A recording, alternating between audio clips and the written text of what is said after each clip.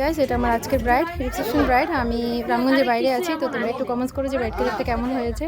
আর আমি ব্রাইডের কাছ থেকে শুনবো যে ওর কেমন লেগেছে। এই যে ব্রাইড আমার, চোখটা একটু বন্ধ করো, ক্লোজ করো। আমি খুব কাছ থেকে দেখে দিচ্ছি, মেকআপটা দেখো, হাসো।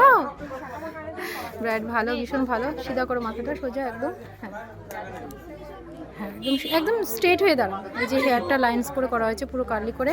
পছন্দ হয়েছে বলো, ভালো লেগেছে? তো ওদের একদম এটাই হেয়ার স্টাইল চেয়েছিল, কাল করে, সাইড পার্টিশন করে।